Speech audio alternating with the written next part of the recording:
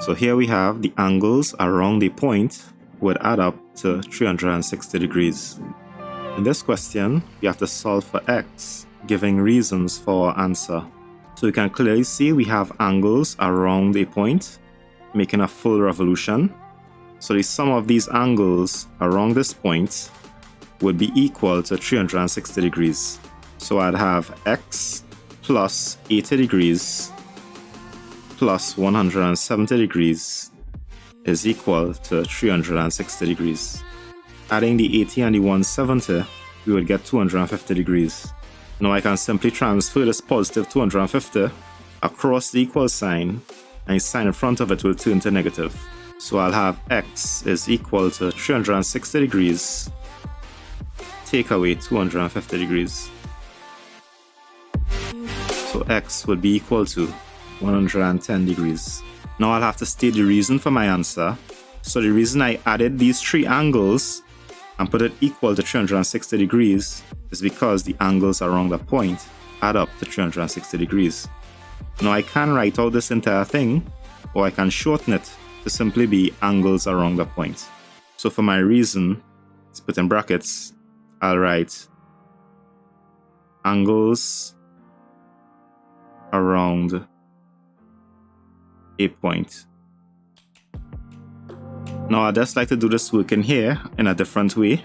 So what I'll have is x is equal to 360 degrees, take away open brackets, 80 degrees plus 170 degrees.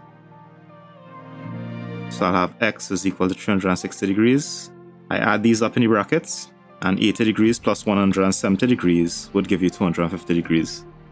And now 360 degrees take away 250 would give me 110. And that's your answer. So here we have angles on a straight line add up to 180 degrees. So in this question, we want to solve for x, giving reasons for our answer. So we have a straight line here. I know the angles on a straight line would add up to 180 degrees. Or the sum of these three angles on the straight line would be equal to 180 degrees.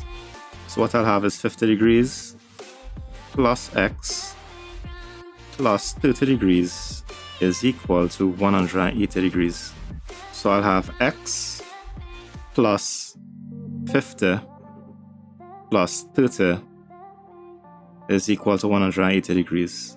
So I'll add the 50 and 30 up, and that will give me 80 degrees. Now I'll transfer this positive 80 across the equal sign, and the sign in front of it will change from positive to negative. So I'll have x is equal to 180 degrees, take away 80 degrees. So x would be equal to 100 degrees. And my reason will simply be a straight angle.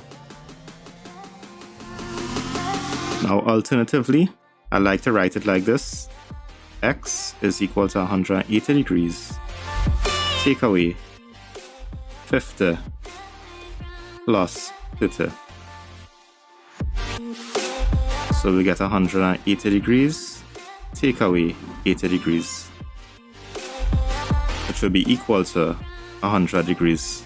And that's your answer, with the same reason being a straight angle. Now the reason for doing this work in here is because the angles on a straight line add up to 180 degrees. Now we can write this entire thing out for the reason, or we can simply shorten it to simply being a straight angle. So for vertically opposite angles, we have that vertically opposite angles are equal. So we have vertically opposite angles are formed when two straight lines intersect and forms an X. So here we can clearly see we have two straight lines intersecting, forming an X. And these are the vertically opposite angles here. This 30 degrees and this 30 degrees. Likewise, these two angles will also be equal to each other because they are vertically opposite. In this situation, we don't have vertically opposite angles because the lines don't form an X. This line here changes direction after this point. So we have this diagram doesn't have any vertically opposite angles. So in this question, we have to solve for x, given reasons for our answer. And we can clearly see we have two straight lines intersecting, forming that x. Therefore, these two angles here would be vertically opposite to each other. So my answer is simply x is equal to 45 degrees. And I'll put my reason as vertically opposite. So we don't necessarily have to say vertically opposite angles are equal.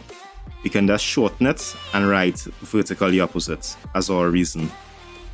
So in this question, we have to solve for x, y, and z, giving reasons for our answers. Now the first thing I notice about this question is that I have two straight lines intersecting, forming an x. Therefore, I know I have vertically opposite angles. Therefore, the x and the 70 are vertically opposite. Therefore, x is equal to 70. Also, the y and the z are vertically opposite. So y is equal to z. So I'll have x is equal to 70 degrees. And my reason will be vertically opposite. Now, what I also notice is that this is a straight line. Also, this is a straight line. And I know that a straight angle is equal to 180 degrees. So x plus y is 180 degrees. Or I can say x plus z is 180 degrees. Even y plus 70 is 180 degrees. So I think I'll go with this one, that y plus 70 is 180 degrees, seeing that we have a straight angle here. So I'll just highlight the straight angle. Okay, so I've highlighted that y and 70 forms a straight angle. So we'll go ahead and solve for y. So we'll have y is equal to 180 degrees, take away 70, because this is a straight angle here. A straight angle is equal to 180 degrees. So that will give us y is equal to 110 degrees. And our reason would be a straight angle. Now that we have found the answer for x and y, we know that y and z have vertically opposite angles. So y is equal to z. Therefore, z is equal to 110. So first I'll put that z is equal to y. Therefore, z is equal to 110 degrees. And my reason would be vertically opposite, because vertically opposite angles are equal. And now that I've solved for x, y, and z, also given my reasons, the question is complete.